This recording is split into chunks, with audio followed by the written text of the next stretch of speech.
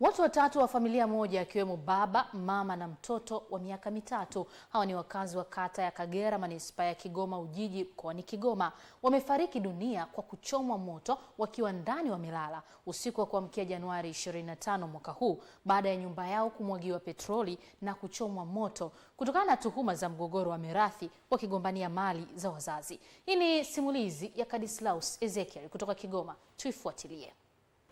Vilio na majonzi kwa waombolezaji vikatawala kabla ya wanafamilia hawa ambao ni baba, mama na mtoto wa miaka mitatu kuagwa kwa kuhifadhiwa katika nyumba zao za milele. Tukio hili lililogusa hisia za watu kwa maumivu likaelezwa na wananchi na viongozi wa dini kutaka wahusika wasakwe na kuchukuliwa hatua kali za kisheria. Alitangulia jirani wa kwanza kafika na mimi nikafika nikawa pili, tukakuta nyumba yote imezungukwa na moto kwa ndani. Mlango umefungwa, hakuna namna ya kupita.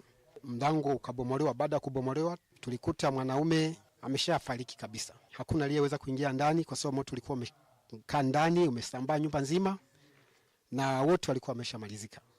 Imenishtua sana baada ya kusikia kuwa amefariki ni baba mdogo ambaye ni mkwe wangu mdogo pamoja na mama mdogo pia na mtoto wao. Kiukweli imetushtua sana.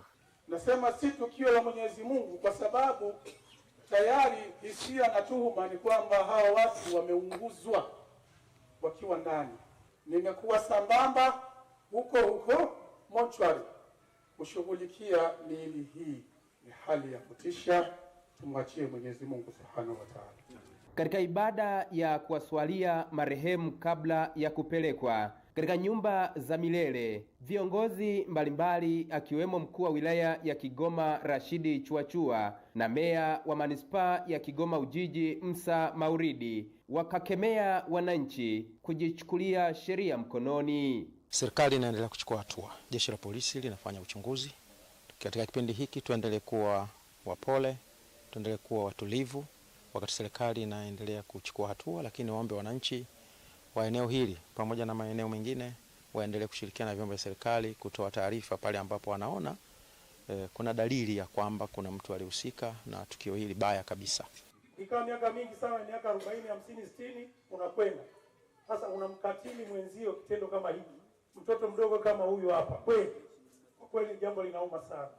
Jukumu la jeshi la polisi ni kuhakikisha linafanya uchunguzi, kubaini waliofanya unyama huu na kuwatia mbaroni wahusika. Naongea kwa kutetemeka sana kwa sababu linaniumiza moyoni. Hawa ni vijana wangu, ni marafiki zangu, ni mwananchi mwenzetu, ni Mtanzania mwenzetu. Huu ni ukatili. Huu sio utamaduni wa kwetu hapa Ujiji. Sio utamaduni wa Kagera. Haya matukio sio ya kwetu. Tukomesheni haya matukio wana Kagera kwa kukataa uhalifu ndani ya maeneo yetu. Tukataeni uhalifu ndugu zangu, tukataeni huu ukatili. Safari ya maisha ya marehemu hawa imeacha simanzi na vilio kwa wanakigoma wengi, huku faraja ikiwa ni pale watuhumiwa wa tukio watakapobainika. Kutoka Kagera Ujiji mkoani Kigoma, mimi ni Kadislaus Ezekieli.